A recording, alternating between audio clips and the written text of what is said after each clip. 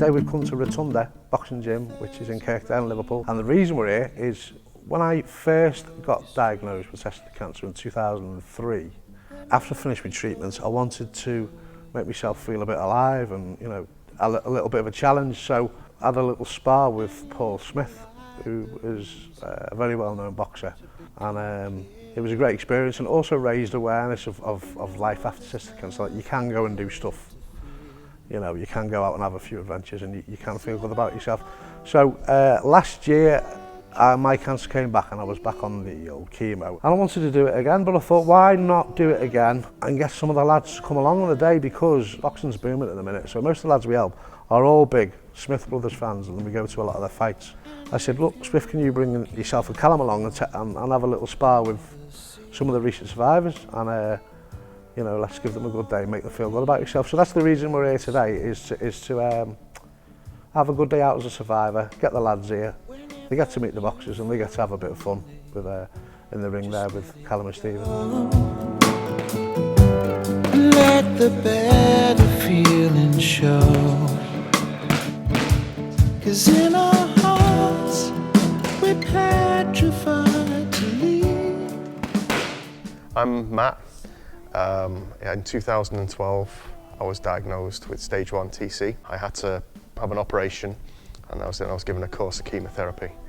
They told me it'd make me feel a little bit sick. I wasn't expecting the other changes that would go with it as well. How tired it would make me, its effect on the rest of my body, constant colds, mouth ulcers, cuts and bruises and lumps would get infected. Hardest thing for me with chemotherapy was it's almost like poison going into your body, but it's there in a sense to make you better. But you know, it was a mix of 3 different chemicals coming into me, and I lost all my hair and stuff, and I felt so weak and unable to do things, and I didn't want to see people because of the way that they would perceive me. And you know, it was tough. The chemotherapy is really tough. I had stage 3 germ cell cancer of an unknown origin. Germ cell cancer is a form of testicular cancer which originates in either your testicles or behind your abdominal wall. You don't exactly find a lump like you do with normal testicular cancer, but you do get signs within your testicles that show it's there. Chemotherapy was rough. The easiest way for me to explain it is like if you've been on a bender for a weekend, not slept, not eaten, the way you feel on that Monday, that's how you feel from chemotherapy for weeks and weeks, every day, all night. It's difficult to sleep, but you're tired. It's difficult to eat, but you're hungry. It's just not nice. Obviously there's a common side effects, sickness, feeling nauseous, losing your hair, things that you read about and you do expect, but then the other side effects that you don't expect. All the medication you're on, your moods are different, your hormones are imbalanced. It's a very, very difficult period of time. I was one of the lucky ones with the treatment.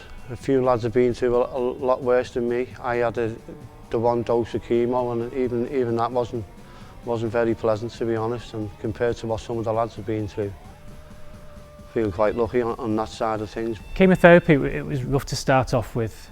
I was really anxious, just desperately wanted the cancer out of my body, so I really fought it in the first cycle. But the best bit of advice I had from Checkham lads at the time was just to let the chemotherapy do its job, really. So I'm a marathon runner. I like to run a lot. That's what I do, and I decided to start treating chemotherapy a lot like running a marathon, just trying to settle into it, try to eat my way through it if I needed to eat, sleep when I needed to sleep, just rest, just, to be honest, just take myself out of family life and just do what I needed to do to just get through the chemotherapy. Chemotherapy is a very scary word. I think when you're going through it, from being told that you've got cancer to sitting there and then being hooked up to the machine, it's a very daunting experience. But I think when I was a bit determined to, to head it head on and get through it, and it was more of you go into a bit of autopilot.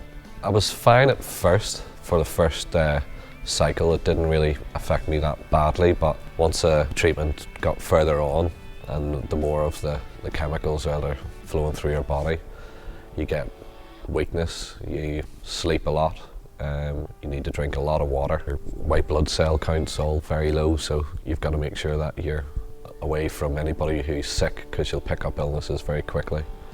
But the important thing was my thoughts of it was this stuff is going to be bad at first, but it's going to make me better. That's it. So you want to throw after you throw your right hand, you turn your to like throw a left foot to that one. Right over here and then walk across to that one, yeah. There you go. Over here. Cheers.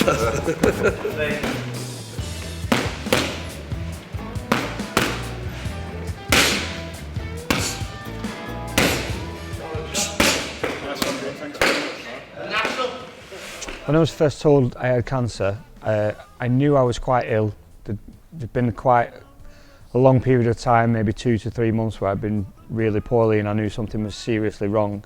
They were unsure what type of cancer I had, so I spent a week in hospital knowing I had cancer, not knowing what type of cancer I had, and that was horrific. It was terrifying, because obviously you think, am I going to die? You know, what type of cancer do I have?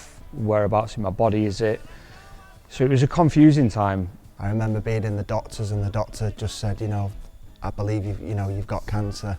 And I didn't believe him at the start, and it was only when I got back to my car outside the doctors that I just broke down in tears and just really didn't know where to go. I felt like my world was just caving in around me. Mortified, to be honest, mortified. Just hearing the word cancer. I fell apart for a few days, thinking I'm not going to survive.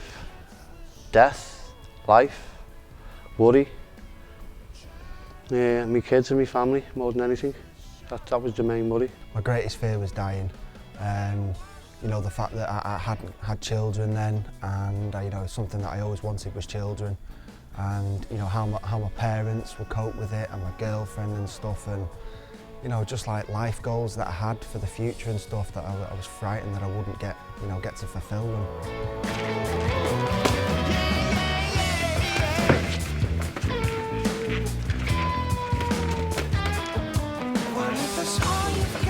And Callum! No, hold on.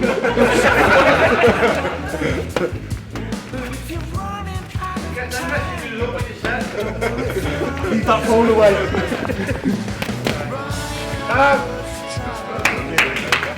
One of the main questions I get asked a lot is, people treat me differently, and a lot of people you expect to be your friend or close to you sort of disappear.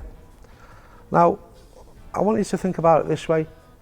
Before you got diagnosed with testicular cancer, you'd probably want to avoid someone with cancer because it's a terrifying thing. The word cancer is a terrifying thing. So it's probably not they don't love you or they don't worry about you.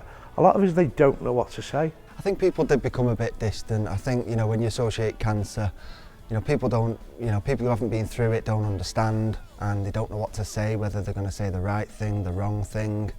You know, people are a bit subdued and take a step back and stuff, and almost say, you know, I'm here if you need me, because they don't really know what else to say. A lot of people are more sincere, I found out. A lot of people didn't speak to, but spoke to more people after getting cancer. And yeah, it's a strange feeling, the after cancer, strange. My family and friends were great when they found out that I had cancer. The ones closest to me just treated me, you know, they were anxious. They were, I think, behind the scenes, very emotional about what was happening to me. They didn't show it to my face, but they were emotional. I had a couple of friends who I've kind of lost touch with since, and I just think that they just found it difficult to know what to say, really, just as I did to people before I had cancer. I had a friend who I never heard from again. A lot of my other friends rallied round, my family rallied round, and were there for me when I needed them, and still are. Some people did treat me a little bit differently. That was quite surprising of some of the people who it was.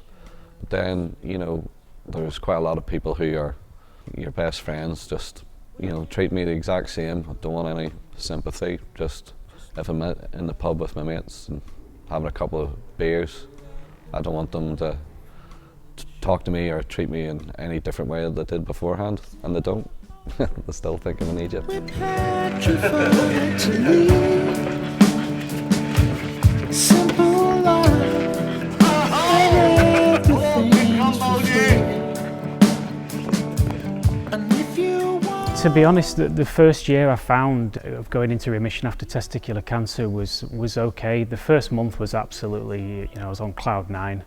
We all were in my family, just knowing that we weren't having to live with the weekly visits to hospital, and I wasn't going to have to go through the process of having chemotherapy.